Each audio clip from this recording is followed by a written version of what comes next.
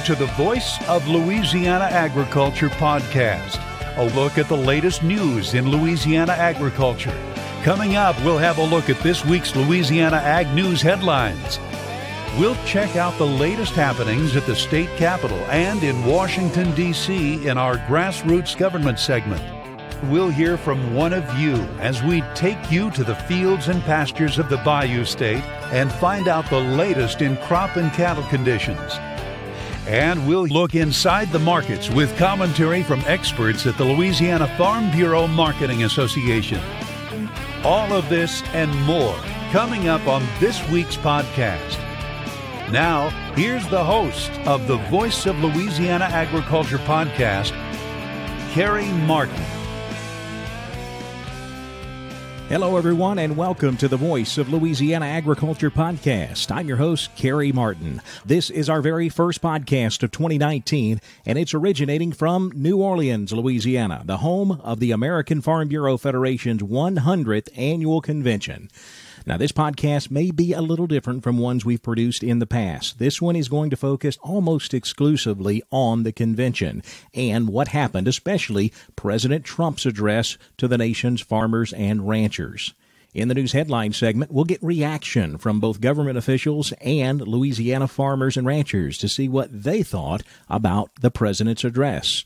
We'll also highlight some of the comments that Governor John Bel Edwards made at the convention.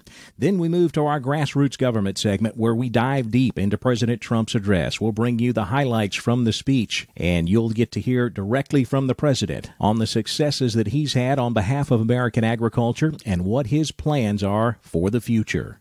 We'll go in the field from New Orleans. We'll be caught up with Louisiana sugarcane farmer Cecil Ramagos.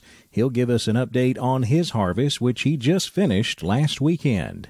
We'll check in with our regular market analysts, Greg Fox, Mark Tall, and Dave Foster. They'll update us on the grain, rice, and cattle markets. Then we wrap things up from New Orleans with a look at the Louisiana Ag Calendar. All of that's coming up on this special edition of the Voice of Louisiana Agriculture podcast from New Orleans. And it all kicks off right now. Here's a look at the latest news headlines in Louisiana agriculture on the Voice of Louisiana Agriculture podcast. Topping the Louisiana Ag News headlines this week, President Donald Trump addressed the American Farm Bureau Federation's 100th annual convention here in New Orleans. The president spoke for over an hour, so there are a lot of details to bring you regarding the president's speech. We're not going to do that here in News Headlines. We're going to put that off into our next segment, Grassroots Government. So stay tuned and we'll bring you a lot of details about the president's speech in the next segment. Right now, we're going to focus on reaction to the president's speech. First, we'll start with a rancher from New Mexico who was actually called onto the stage by President Trump. This rancher has a ranch along the Mexican border and has to deal with a lot of the illegal border crossings right across his ranch. His name is Jim Chilton, and President Trump invited him on stage to make a few remarks about the border wall. Here's what Farm Bureau member and New Mexico rancher Jim Chilton had to say to the president. Mr. President, we need a wall.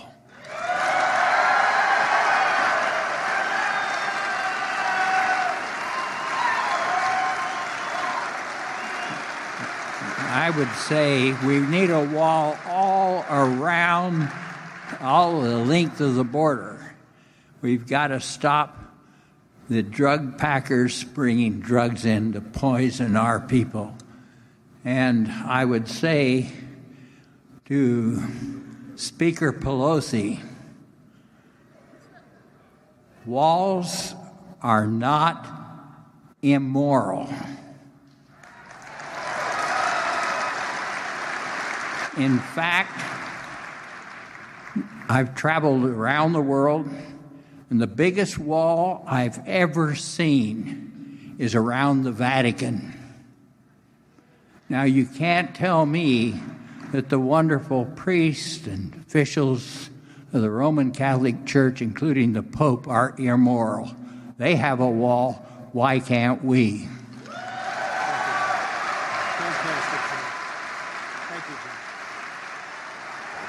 Thank you, Jim.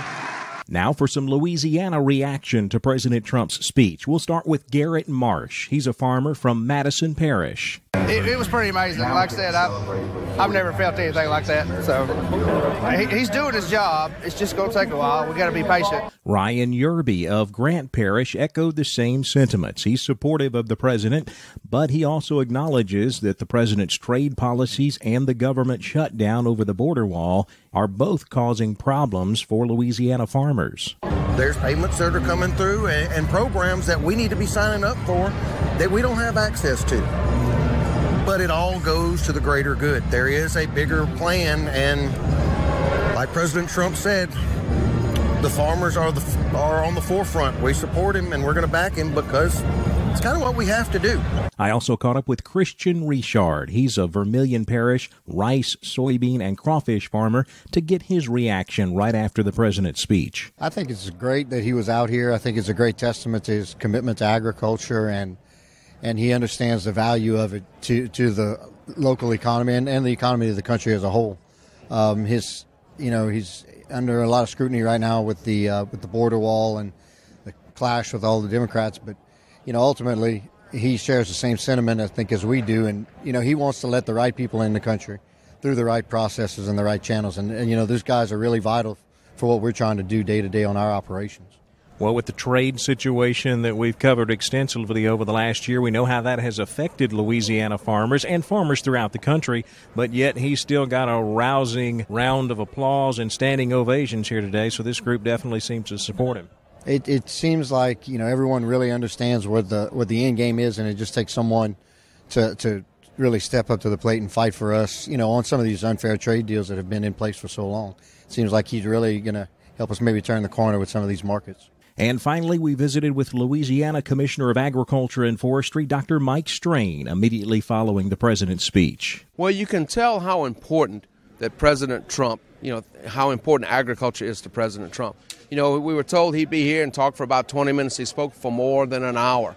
And we talked on many different subjects. We talked on trade. We talked on border security. We talked about the Farm Bill. We talked about the future of agriculture. We talked about immigration. We talked about labor. We talked about taxes, death taxes, all these many different things. And you can tell he's done his homework, and also, working with Dr. Sonny Perdue. So the key takeaway points is that it's a full court press on trade, full court press. He's not going to back up on border security. He's not going to back up on that. And he's going to work so that we can get our H-2A and H-2B workers, or if we're going with the Goodlatte bill, H-2C, where it is easier to get those returning guest workers that we want. And also when we start looking at, our tax structure and overburdensome regulation, right, dealing with the issues, whatever that regulation is, whether it's through the USDA, the EPA, or whatever, by eliminating those issues, we turn on the engines of America's economy. So he touched on many things, all very, very positive. And you could see, we had a packed crowd here. There are probably more than 10,000 people in this room, and the number of standing ovations he got. So he understands it, and like he said, he loves agriculture, he respects agriculture, and he understands that with the heartland of America, that's where the economy begins, right? And as we move forward, and that is the heartbeat of America, and he understands that. Again, we'll bring you in-depth details of the president's speech in our next segment on grassroots government. Louisiana Governor John Bel Edwards made an appearance here in New Orleans on Sunday.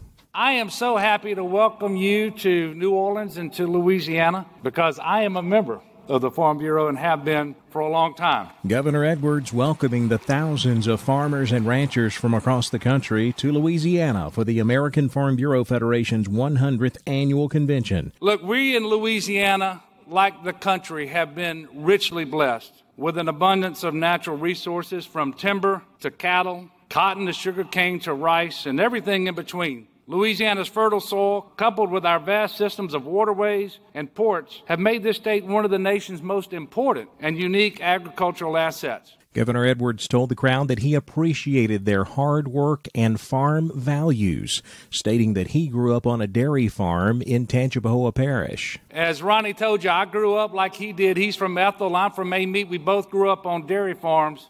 But being surrounded by farmland from an early age, you learn to appreciate and take pride in the work that goes into putting food on people's tables. In fact, one of the first things that Donna and I did when I got elected governor and moved into the governor's mansion is I built a chicken coop because I like fresh eggs. And we have a lot of school children come by on field trips, and they call our chickens the first chickens. If you're ever in Baton Rouge, come by. I'll be happy to show you. And Governor Edwards emphasized the importance of agriculture to both the state of Louisiana and the nation. The economic value of ag here is $11 billion a year. So to say that farmers are the backbone of our economy is an understatement. And as you know, you feed the world. And Ronnie just told you 60% of the grain that's exported from this country comes right down this river. So Louisiana is your partner when it comes to feeding the world, and we're proud of the role that we play. But as everybody here knows, it's about so much more than the dollar signs that are infused into our economy. Farming, ranching, it's a way of life passed down from generation to generation. It's hard work. It's honest work. And by the way, oftentimes it's one of the most underappreciated professions there is. Louisiana Governor John Bel Edwards speaking here in New Orleans at the American Farm Bureau Convention. Coming up next, we'll dive into President Trump's speech to the American Farm Bureau Convention. We'll bring you the highlights on grassroots government. That's coming up next on the Voice of Louisiana Agriculture podcast.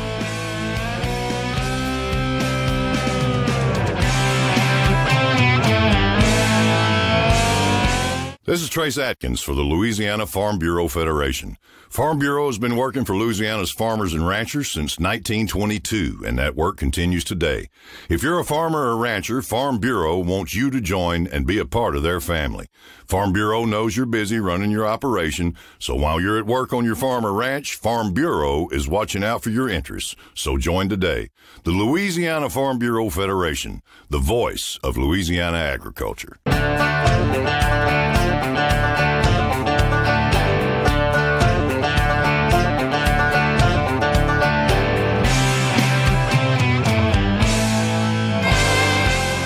It's time for a look inside the halls of government in this week's edition of Grassroots Government on the Voice of Louisiana Agriculture podcast. On Grassroots Government this week, we feature the President of the United States, Donald Trump, who spoke here in New Orleans on Monday at the 100th anniversary convention of the American Farm Bureau Federation. President Trump congratulated the Farm Bureau on a century of service to American agriculture. For 100 years, this organization has faithfully represented the men and women who are the backbone of our country, truly. On this special anniversary, we gathered to celebrate America's proud farming heritage. Through your sweat, through all of your work, the strength of your hands and the faith in your hearts, the American farmer feeds and fuels and sustains our nation. President Trump focused the majority of his speech on the hot issue of the day, and that is, of course, the border wall and the accompanying government shutdown that is a result of that fight currently going on in Washington. He made it clear to farmers and ranchers at the Farm Bureau Convention that he understands the labor issues that are involved with immigration and having a wall. But he made the point that if he gets his way, labor will be easier to get from Mexico once his policies are fully implemented. You know, when we have proper security, people aren't going to come, except for the people we want to come because we want to take people in to help our farmers, etc. Very important. We're going to make that actually easier for them to help the farmers because you need these people. No, you need these people. We're going to make it easier.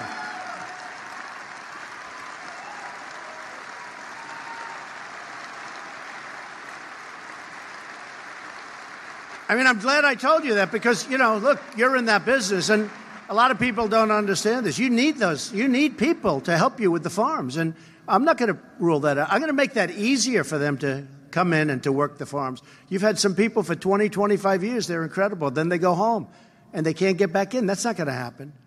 But we're keeping the wrong ones out, okay? We don't want the wrong ones coming into our country. And for that, it's going to be almost impossible to get in. for the people that work the farms, that have been here, that have gone through this very short but good process, that are going to help our country, it's going to be easier for them to get in than what they have to go through now. So just remember that. President Trump took the time to thank farmers and ranchers for being patient during this trying time while the government is shut down. But we have to do the border. In the meantime, the USDA is doing everything in its power to help farmers deal with the ongoing shutdown. We thank you for your support and patriotism, and we fight to defend our nation. We are fighting very hard to defend our nation, and many people that aren't getting a payment, that aren't being paid, have let us know in the strongest of terms, a big amount. They said, sir, what you're doing is of paramount importance. Do the job right, and we are with you 100%. You'd be surprised at how many people have said that. And it's not easy for them, but it's a lot of people. So I'm asking all of our citizens to call your Democrat lawmakers and ask them to pass a bill that secures our border, protects our country, and now reopens our government. Because as soon as they do that, we reopen our government. You would think that would be a very simple task. On every front, we are fighting for our great farmers, our ranchers, our growers. President Trump was successful getting a tax cut enacted in his first 2 years, and that has helped farmers, especially with one of Farm Bureau's top priorities, and that is the elimination of the estate tax, or the death tax, as they call it. The Trump tax cut package did not eliminate the death tax, but it did significantly raise the exemption, which makes it much more friendly for farmers and ranchers. We're reversing harmful federal intrusion, and to keep family farms in the family, we have virtually eliminated the estate tax, also known as the death tax.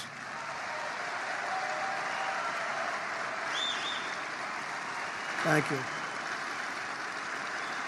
Thank you. Small business owners and corporations and others, small business, was a terrible thing that was happening where your parents, you love your parents, they're farmers, they love their farm. Everybody loves their farm. The kids, they want to grow up on the farm. They want to someday run the farm, own the farm. And they couldn't because they had very large estate taxes to pay. So they go out and borrow money. And then it turned a little bit bad, and all of a sudden they'd end up losing the farm because they had to pay the estate tax. Two other successes that President Trump talked about in his speech were the passage of the 2018 Farm Bill and the announcement of a new revised Waters of the U.S. rule.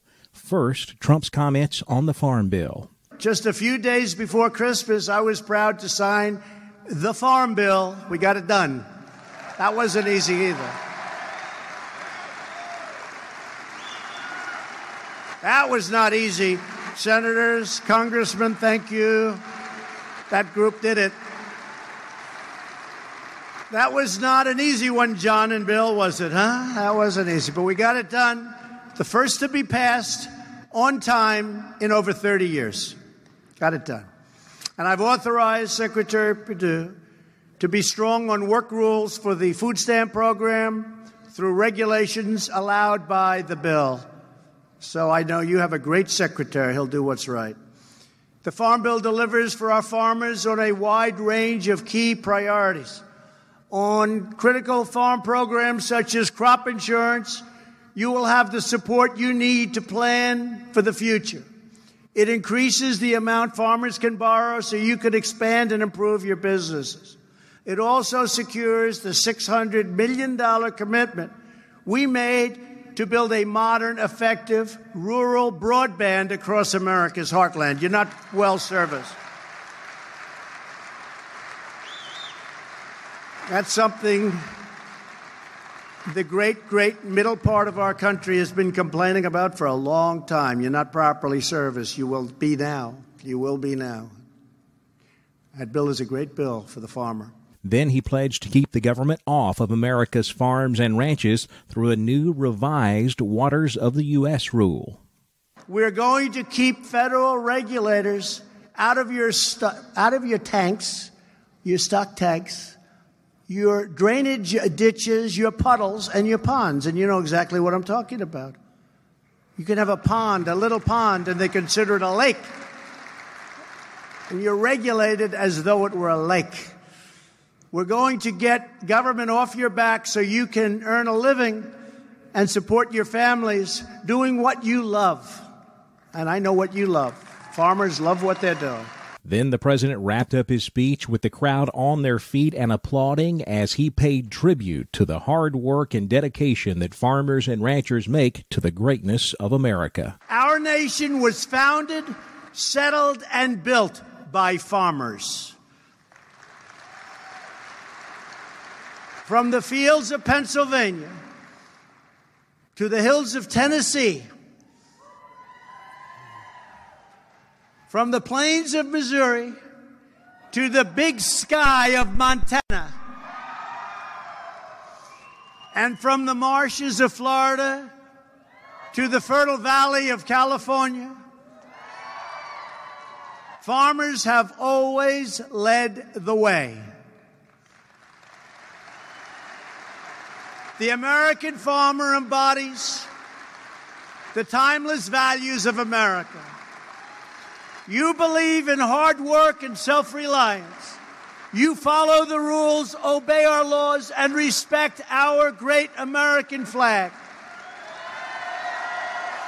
You support our communities, raise loving families, teach your children right from wrong, and you are always loyal to this magnificent nation that we so love.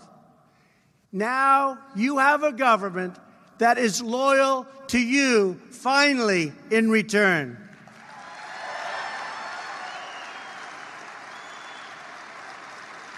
Because we know that government's first duty is to our own citizens.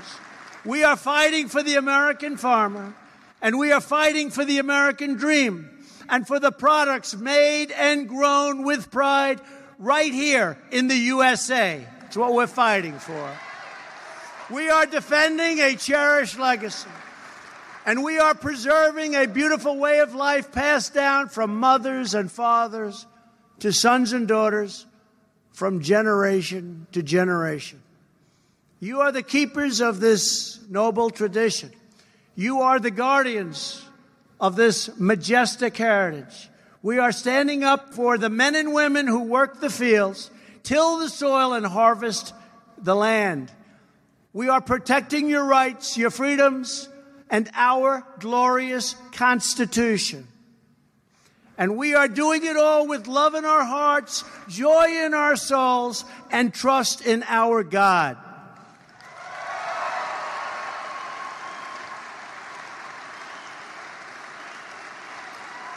Thank you. Thank you. To all of the farmers here today and across our country, the greatest harvest is yet to come. The future for America's farmers is bigger, better, bolder, and brighter than ever before. I just want to thank you all for being here. It's so honored to have had this kind of a turnout, this kind of a record. I want to thank the American Farm Bureau for the incredible job they do. I'm proud to be a great friend of the farmer, of the rancher, of the people who so nobly do what you do. God bless you all. God bless our farmers. God bless the United States of America. Thank you very much, everybody. Thank you. President Donald Trump speaking on Monday at the American Farm Bureau Convention in New Orleans. We continue our podcast from the Crescent City. Next up, we go in the field to visit with Cecil Ramagos. He is an Iberville Parish sugarcane and soybean farmer. Cecil will give us an update on his sugarcane crop as he just wrapped up harvest last weekend. We continue our podcast from New Orleans in the field next on the Voice of Louisiana Agriculture podcast.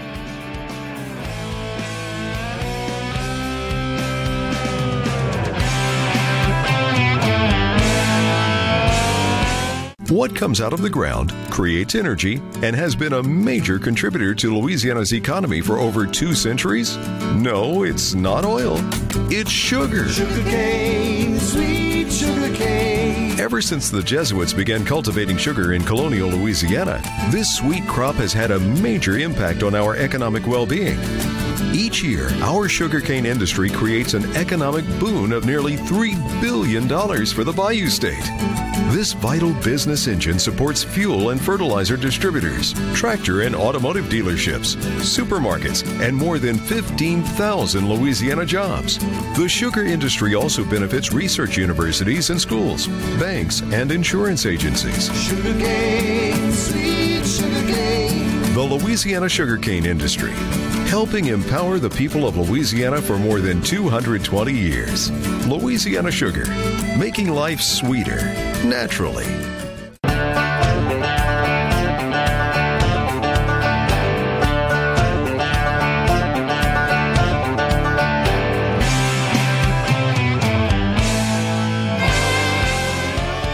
We're taking you to the fields of Louisiana as we hear from one of you in the field on the Voice of Louisiana Agriculture podcast.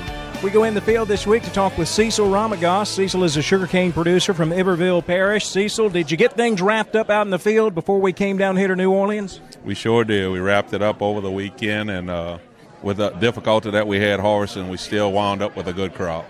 Tell me about your place, Cecil. How many acres do you have in production? Are you all sugarcane, or do you have some soybeans as well? We run 1,500 acres of land. We've got about 1,000 for the mill acres, and we double crop 200 with soybeans. Well, let's talk about it. I know one word can probably sum up harvest for you and just about every other sugarcane farmer in Louisiana, and that is wet. It was a wet, muddy mess out there this year. Tell me how bad it was. It was challenging. We've had, from the beginning of harvest to the end, it was mud all the way, and we've had some difficult harvests. 2002 was probably my toughest. This year ranks right up there with it. But we were fortunate. We got every acre in. We got every acre planted. I know a lot of guys that aren't going to be able to say that, and that's tough. So you did see some instances of people who weren't even able to finish planting this year? Exactly. A lot of guys south of us didn't get all of their crop planted for one reason or another because of the weather. And they're also having difficulty harvesting this as well, so they may leave some acres standing. Well, how did the soybeans come out this year? Were you one of those that were lucky, or did you have some trouble with the weather? We were fortunate again. We were able to get them all in. We actually had a little damage toward the end, but we were able to harvest them all, get them all to the bins, and get them sold. So. Have you heard anything back from the mill yet on your crop? How is actual production and sugar production looking on your crop this year? Tonnage was excellent. I mean, we were all underestimated from the get-go. Sugar fell off toward the end after the freeze, but overall, this is probably going to be one of my best crops ever. I even saw pictures on the internet of a lot of cane seeding out this year. Did you have any of that on your place, and what's the cause for that? No, we didn't. It depends on where you're at. And they said that this weather was kind of a unique scenario, and that's what caused some of it to flower. And we didn't have any. I'm sure my wife would have had me cutting some. Well, tell me about the upcoming year, Cecil. We're here into 2019. I know you just finished harvesting a few days ago, but what are you looking for in 2019 on your place? A lot of work. We have a lot of fixing to do now. Traditionally, after a bad harvest like this, you've got a lot of maintenance to do on all your infrastructure, your roads, loading sites, the ruts in the field. So we've got a lot of work ahead of us, and also a lot of repair work on our equipment. So it's usually tough. The crop, that's kind of going to be a thing we have to wait and see. Well, what exactly do you need on a sugarcane crop to get a good start on it for the year? We need a little dry weather right now is what we need to sort of get all our work done. Hoping that we don't have a hard freeze. The freeze that we had during harvest wasn't really a killing freeze, and that's what was kind of quirky about it in our area. Further north, it hit a little harder. In our area, it really just killed the canopy, but it had a dramatic effect on sugar. Our sugar dropped way down. Cecil Ramagos, he's a farmer from Iberville Parish. Thanks a lot, Cecil. Appreciate your time, buddy. Thank you. Coming up next, it's time to take a look at the markets. Greg Fox, Mark Tall, and Dave Foster are all standing by next on the Voice of Louisiana Agriculture podcast.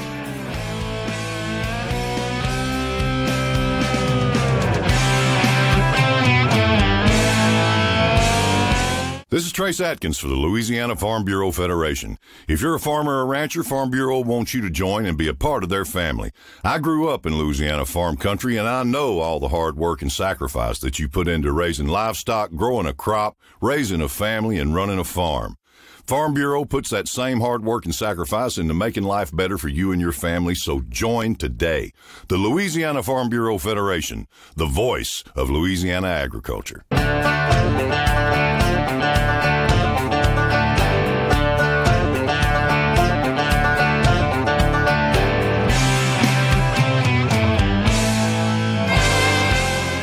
Now let's look at the markets with insight from the experts at the Louisiana Farm Bureau Marketing Association on the Voice of Louisiana Agriculture podcast. To talk about the markets, we go to Greg Fox with the Louisiana Farm Bureau Marketing Association. Greg, normally you and I would be talking about today's USDA crop report numbers, but with the government shut down, there is no crop report. Is that creating any kind of uncertainty in the grain markets right now?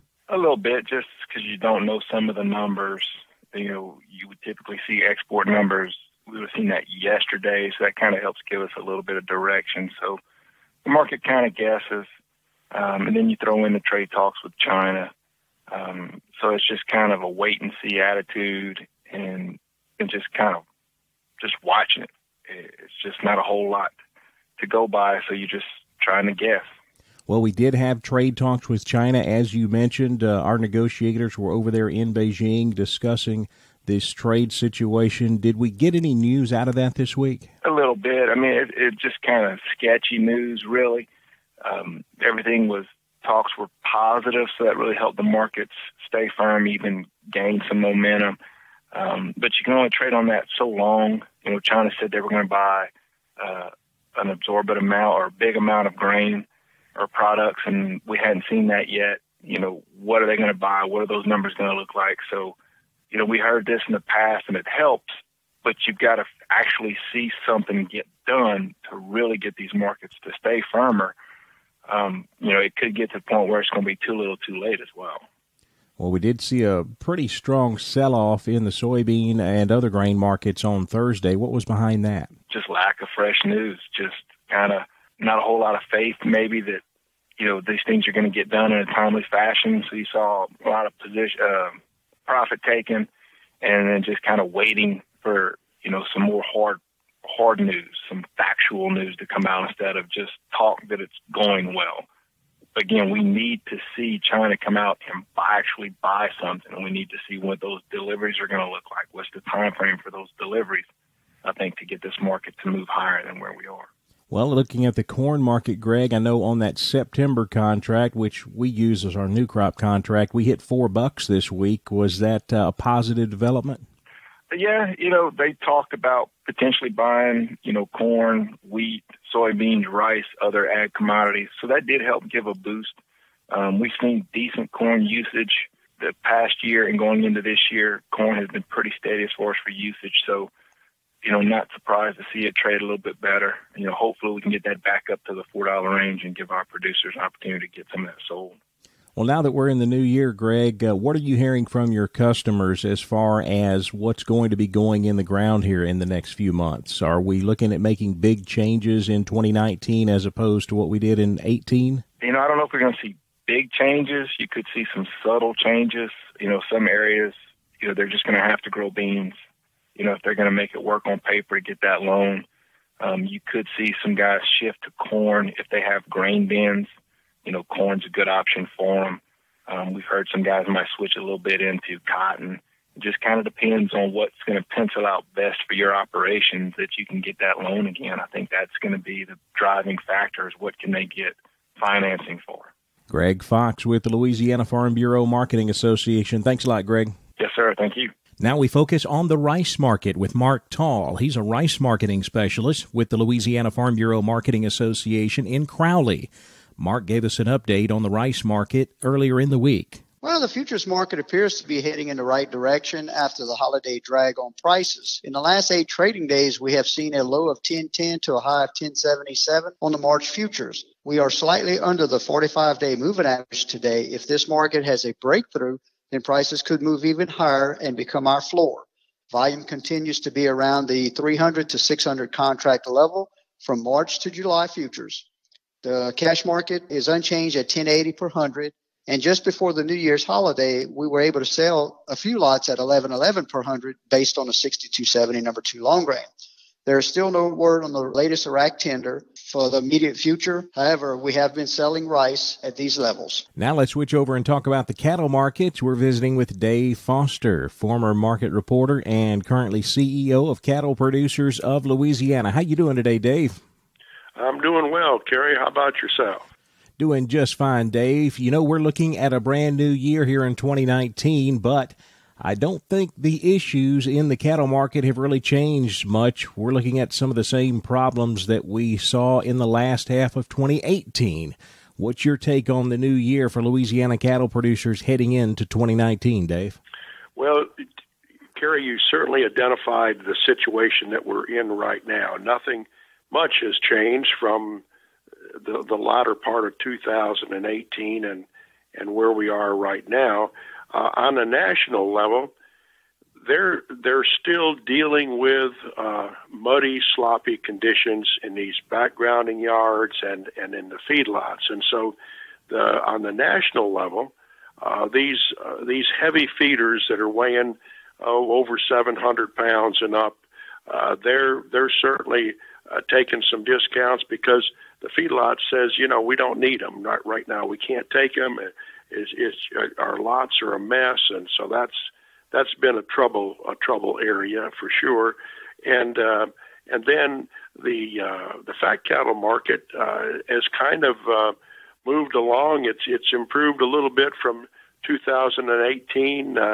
We're up into that 122, 123 money. They're trying to get the end of this week. The feedlots are holding out to get some more money, and hopefully that comes to pass. Well, Dave, how do those things affect our cattle producers here in Louisiana? Well, the one thing is that we are in better shape than other parts of the country in the fact that as far as from a marketing standpoint of our cattle, is there's still demand for these lighter weight calves to go on winter wheat pastures. And yes, there are some areas that are having some trouble with that, bogging down and stuff, but there's still a little bit of demand for that. Our cull cow prices have increased a little bit. That's due mostly to the fact that there's less cows showing up on in the marketplace. But we're still hurting as far as we in Louisiana. We've got a real crisis with a hay shortage.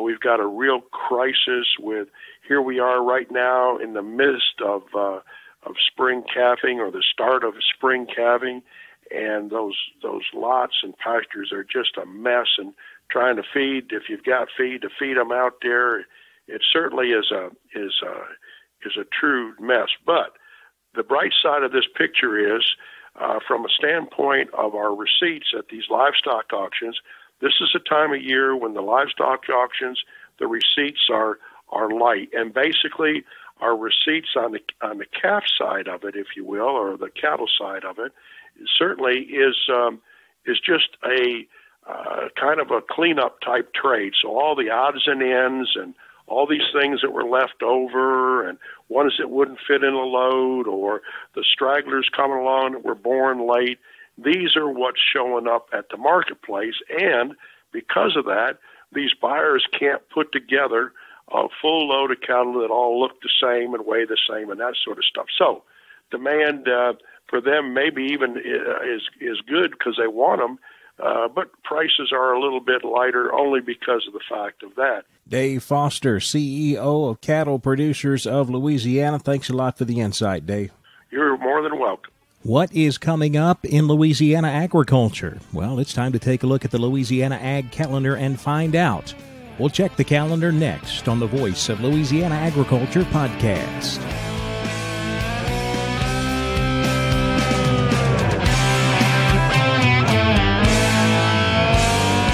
This is Trace Atkins for the Louisiana Farm Bureau Federation.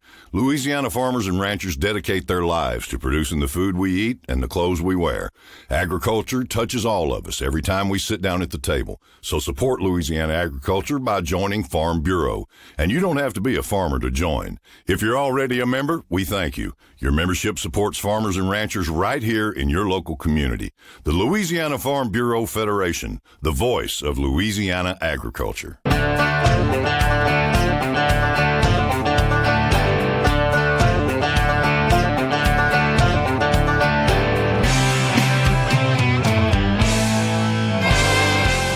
Now to wrap up this week's podcast, let's take a look at what's coming up this week on the Louisiana Ag Calendar. On the Ag Calendar for the next couple of weeks, we have several state and national farm meetings coming up.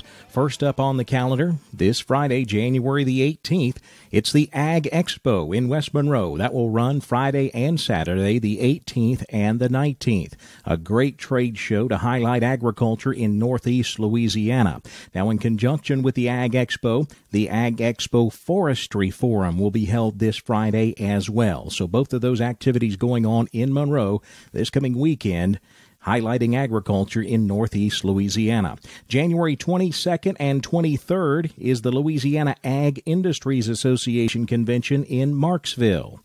Then we have a national farm meeting coming to Louisiana. It's the American Sheep Industry Convention. That happens on January 23rd through the 26th in New Orleans. January the 26th, it's the Louisiana Farm Bureau's Young Farmer and Rancher Leadership Conference in Iberia, Louisiana this year. January the 29th, LSU Ag Center is hosting a Data and Technology Conference in Alexandria. You can check out the LSU Ag Center's website for more information. Again, that's on January the 29th. Then another big national farm convention coming to Louisiana, January 30th through February 1st. It's the Cattle Industry Convention and NCBA Trade Show, the National Cattlemen's Beef Association, and all of the cattle industry organizations coming together for the Cattle Industry Convention and Trade Show. That will be happening in New Orleans, January 30th through February 1st. Well, that wraps up our very first podcast of 2019, coming to you from New Orleans, the site of the American Farm Bureau Federation's 100th Annual Convention. We'll have another podcast in a couple of weeks. In the meantime, keep up with us on social media. We're on both Facebook and Twitter. The handle is @VoiceOfLAAg. We keep both of those accounts updated on a daily basis with the latest news and information in Louisiana agriculture. Also, don't forget to subscribe to our daily newsletter. It's called The Daily Voice. If you go to our website, voiceoflaag.com, you'll see a button right there in the middle of the page where you can subscribe to The Daily Voice. It'll show up in your inbox each weekday morning at 5 a.m. with the latest news and information on Louisiana agriculture. We'll see you next time, right here on the Voice of Louisiana Agriculture podcast. Thanks for listening to the Voice of Louisiana Agriculture podcast. This podcast is produced by Carrie Martin and the Louisiana Farm Bureau Federation. For more information, be sure to check out our website, voiceoflouisianaagriculture.org and lafarmbureau.org.